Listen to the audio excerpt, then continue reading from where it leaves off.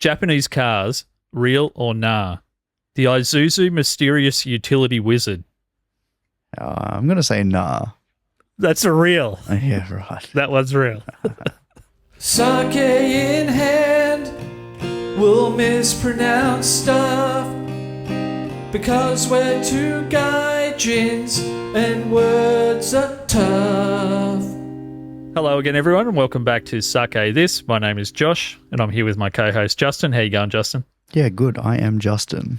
Still Justin. You're still Justining. I'm almost just out, but I'm just in at the moment. And we're still Japanning, so we're here to talk about some Japanese stories, some news stories from the week. We've got a guessing game coming up, Guesstimation Japan. And today I've just got some reviews of a famous Japanese garden that we'll do a little bit of reviewing of at the end of today. So if you're okay, Justin, I just figured we'd jump straight in with our first news article for the week. Yeah, and that is Tokyo's Vampire Cafe is serving up blood sauce burgers and sweets with fire and dark magic spells.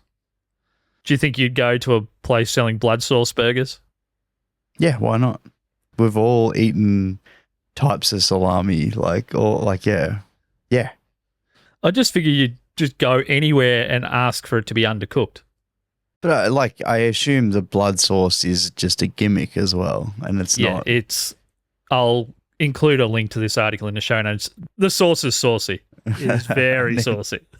Yeah, it's just tomato sauce. Yeah, pretty much. Yeah, that'd be good. Our second article for the week is the practice of surrounding intoxicated people on the streets of Japan with water bottles and energy drinks is an environmental disaster waiting to happen. Now, did you see any of this when you were over there out partying when people were drunk on the street? No. That as an act of goodwill, people don't bag them out or give them shit like maybe we would in Australia. Actively help them. They actively help them by surrounding them with a ring of electrolytes and fluids. Yeah, I assume when you say like energy drinks, you're meaning more like Power, Gatorade, that type of, not just like a mass amount of Rock Stars and Monster energy drinks. Like that's probably that's probably a bit too far. Like the night's still young, brother. Besides giving a drunk person more alcohol, that's next on the list for worst ideas ever. Yeah. Man, you're looking really down. How about a heart attack? But the thing is that sometimes in the morning, if these people, they'll wake up in different areas of Japan having passed out, all the drinks will still be there. And their only obligation the next day is to either pack the stuff up and take it with them when they've sobered up or to throw it all in the bin. So the drunk person does have some cleanup to do. They can't just pick up a bottle of water and walk off and leave a mess. Yeah, of course. I'm going to, whenever I go to Japan next, I'm just going to pretend to be drunk and get free drinks. Well, apparently the further you get up Mount Fuji, the price is just an exponential increase for bottles of water. Oh, yeah. And given my current fitness level, I'm probably going to look like a drunk person about halfway up anyway. So I'll just be sitting down. It'd be good if it was booze, but free water. Yeah. Or energy drinks, really. So we haven't talked much more since episode 1 about your trip over there, but did you have any drinking escapades? Like a few, but it's not like, not that bad. Like still, I don't know, just you're in a different country. But how was the vibe? How would you describe to maybe a fellow Australian that's used to going out maybe in a big city here, how that feels to go out? Oh, less bogans. Yeah, okay. And for anyone listening in another country, that's less rough people. Yeah. Less of that, unless they're just other foreigners. But yeah, it's just a different culture. It's fun to party within a different culture, regardless of where you are, whether it's Japan or elsewhere. Yeah, there's just different cultural differences, and when you're drunk, it's fine. But like as well, it was a lot more going to small bars where there's only like 4 other people, like 4 other seats type of thing. And yeah, just drinking there as well. That sounds good. So just before we move on, you and I both spent a good chunk of the April just gone in Melbourne, which is a big city.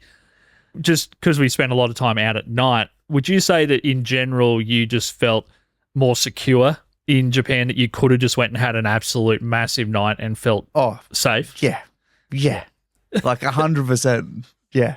Yeah. That's not even I don't even think that's a question. I'm just wondering, because it sounds as though you get given drinks, but is there another level beyond that? Oh, no. When I was there, I was walking around like in parks at like 2 a.m.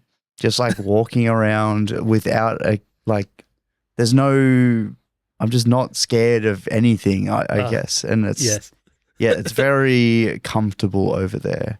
Yeah, nice. Compared to here. Like I wouldn't walk around in parks in Melbourne at 2 a.m. unless I had a very specific reason to. The reason being you're lost. Oh, yeah.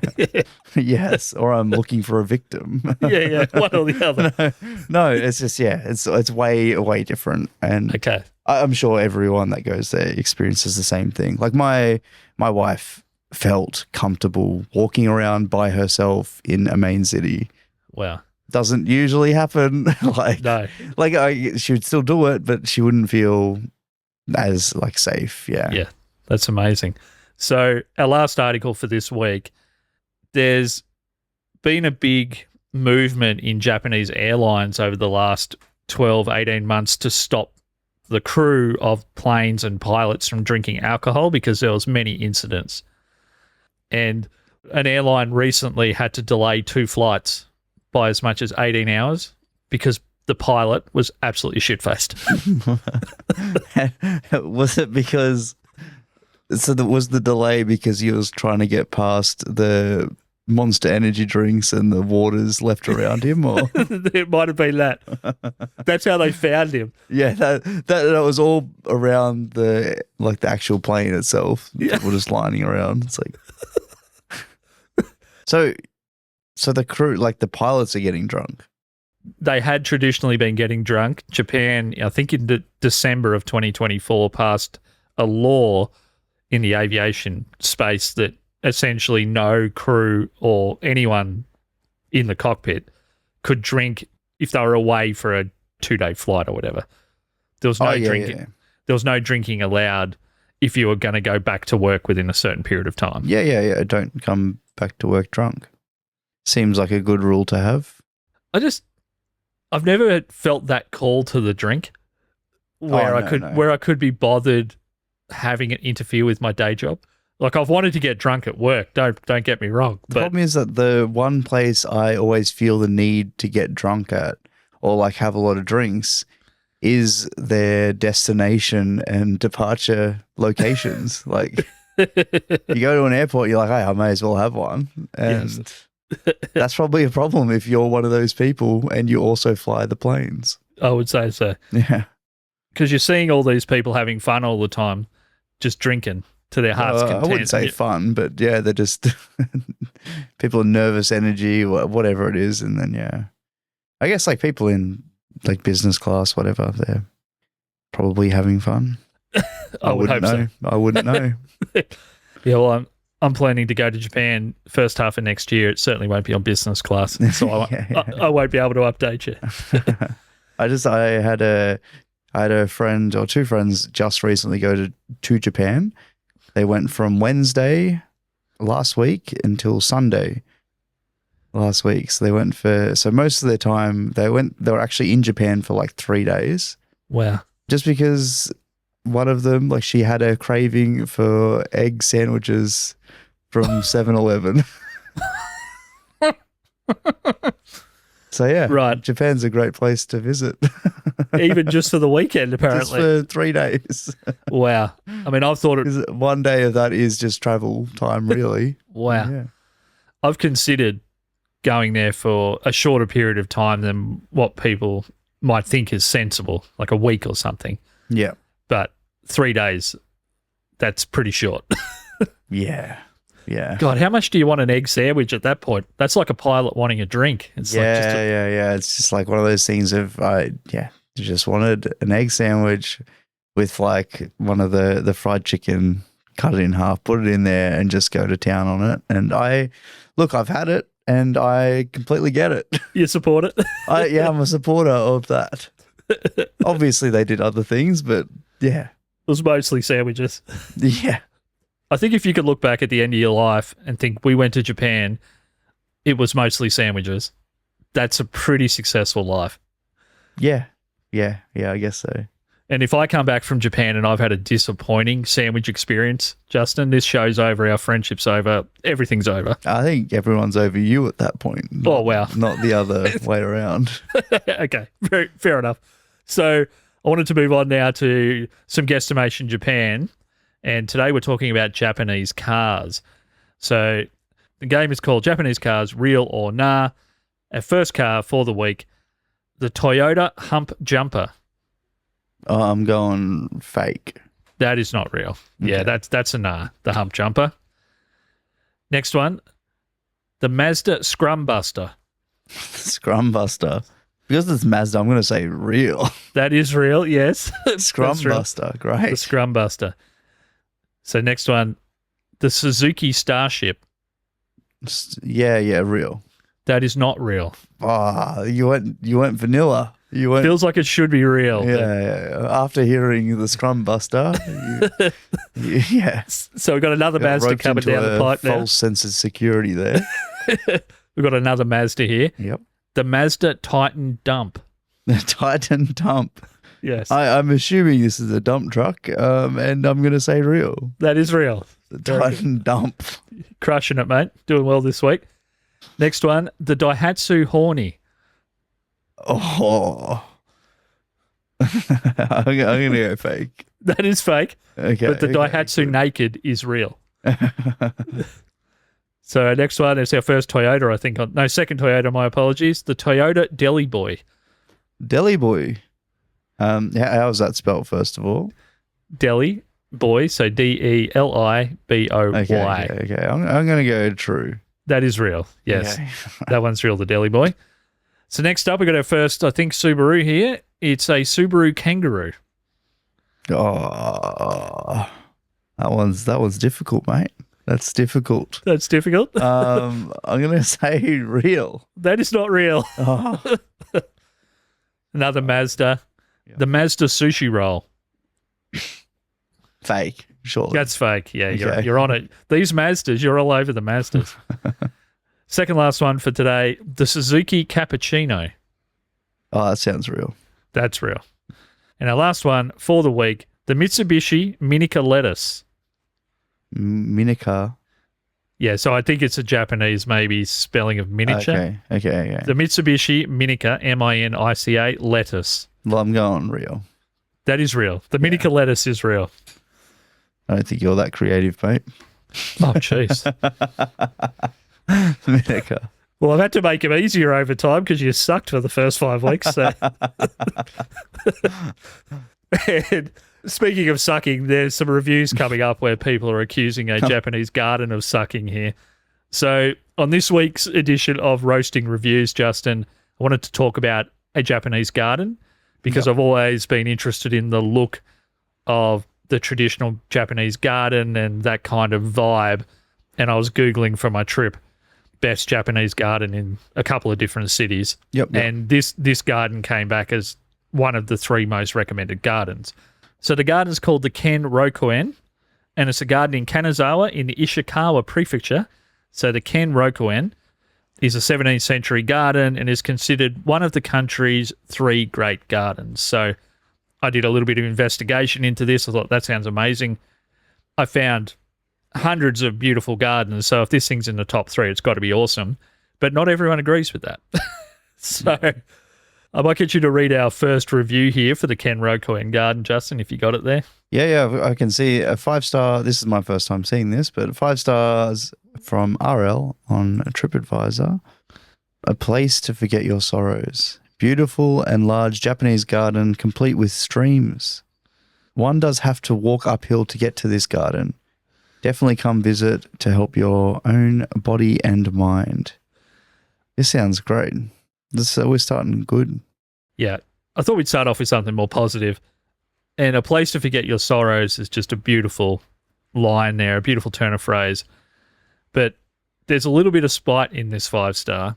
One does have to walk uphill Yeah. to get to this garden, so RL wasn't particularly happy with traversing the terrain.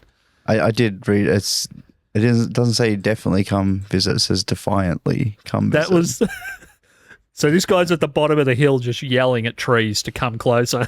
Like, I'm not walking up there. But it's still 5 stars. He's like, well, one does have to walk uphill. Yes, one does. But it's maybe that added to the experience for him. I think he did it defiantly. I love when people have a typo and it makes the sentence even more awesome just by accident, because that rarely happens. Yeah. 100%. So our next review is a 4-star from M21M. This is also on TripAdvisor.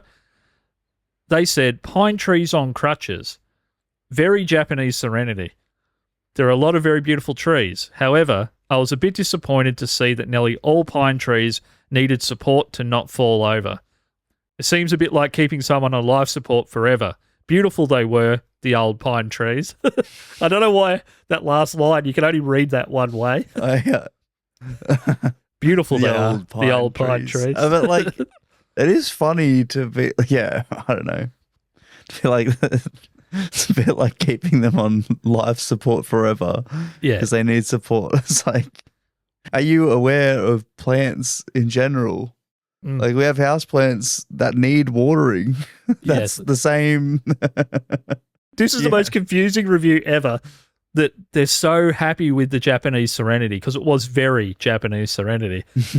But part of how that happened was trees that need a little bit of extra help. Yeah, no. They should have stayed at the bottom of the hill, mate. Next is a 1-star from Steve D. It was closed. 1 star. It was closed. Yeah. The gates were closed at 12 because a typhoon was coming that evening. The prices at the shops were overpriced. Oh, leaving a 1 star because a typhoon's coming is wild. The prices, I get it. Yeah. You can drop a star off. You can't drop a star off because a typhoon's coming and you can't get in. Yeah. What I love is it's exactly the same rating it would have got if he went there and then the typhoon hit the place. He would have given it a 1 or a 1. Yeah. What an idiot. 1 star because it was closed is hilarious. I like to imagine that the people that sold him his sushi or his pamphlet little map at the shop just overcharged him when they saw he was a douchebag. It's actually a very reasonably priced store normally. Yeah, it's like, like just complaining because it's closed. Yeah. Because a typhoon's coming. Yes. It's like, it's not they just shut early for the day because they just felt like pissing off old Steve D. It's like, no, there's a reason. I just peeked at the next one. Yep. Which is a 1 star from Ponto on Google. And he's written, or she's written, too many spider webs. There are many spiders that are about 5 centimeters in size and are destroying the landscape. Why not get rid of it? What? Spiders are destroying the landscape? Yeah, no. Says a human being. It's pretty wild. Imagine actually being a live human and saying spiders are destroying the landscape. Yeah. The way that it's written, it's almost saying, because there's spiders, burn it all down. Yeah. Bring in the typhoon. Yeah, bring the typhoon. Throw Steve D in the mix. See, he can get Steve being like, there's too many typhoons. Maybe more reasonable, especially if those typhoons are about 5 centimeters in size. Yes. And destroying the landscape. But spiders, they're kind of allowed to destroy the landscape. Yes. They are part of the landscape. You are not Ponta. No, Ponta's an invasive species, I would say. It's on some level. Unless they were redbacks, because we, as Australians, are responsible for Japan having redbacks. Oh, really? They got there on a couple of wood shipments in the 90s, apparently, and they just thrived. So I'm sorry about that, Japan, if you're listening. But the way the Ponta's writing this, if we're talking about 5 centimetres in size, that's well beyond your average redback. So, But they also seem like someone that could be exaggerating some details, maybe. or they've just got really small heads, one or the other. They measured it and it's just looked big. So our last review, feeling all too well. and our last review for the Kenroku-en Gardens is another 1-star review. This one is from Ishikawa on Google. I went there about 15 years ago. It was a very beautiful place. I felt like it was soothing. That's it. So 1 stars. Yeah, that's all it's needed.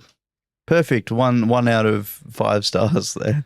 is it because Ishikawa thought maybe it was more like the Michelin stars? I think having a 1 is still really, really great.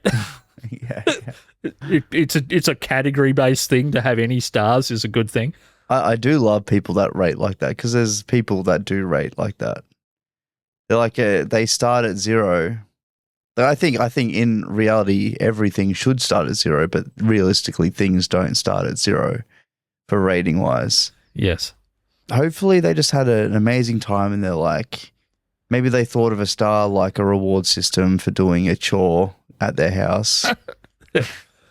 That's probably what it was. Mummy is very pleased. Yeah, you 1 get a star. 1 star to you. What I love is that they've checked back in a decade and a half later. All these reviews are from the last 12 months, because I was looking at... Oh, yeah. I went there about 15 years ago. Yeah. That just is wild. popping back in to drop a 1 star. Yeah, but like they're just maxing their reviews. Like they're trying to get cred on their reviews. Maybe they forgot to put air quotes around felt. It felt like it was soothing. Maybe it wasn't, and they've come to that realization. Yeah, or they just had a bad breakup. Like it's the amazing place. I can just never go back there again. 1 stars. Righto. Well, I'm going to go there. I'm not going to let all of these negative reviews dissuade me. And there was a whole bunch of people bitching about that the trees are on life support and that they're all being held up by crutches. And they reckon that it ruins the aesthetic, when I'm figuring the only other option is there are no trees. Yeah, basically. I do have one thing. If you go to that garden, just watch out for the spiders, and also watch out for the typhoon. 'Cause it may be closed. It may. And if it was, if the garden was closed when you go there, I would understand if you're a little bit upset. Yeah. Like 1 star out of 5 type upset. It would be different if you rocked up. After you check the prices in the shop, obviously. Yeah. If you rocked up there and it just had a sign on the gate, "We're closed, we're playing bingo." Yeah. I would get being a little bit annoyed, but typhoon's just one of those few words where you're like, okay, fair enough. Yeah. But Stevie D was just not down with that. So, righto, well, we've come to the end of another episode of Sake This. Thank you so much for the people that have checked out the show. Thank you to my mate Dave in the States. He gave the show a nice plug the other day. So thank you for listening, mate. Thank you, Justin, and we'll talk to you again soon. Thank you, Josh. See yous.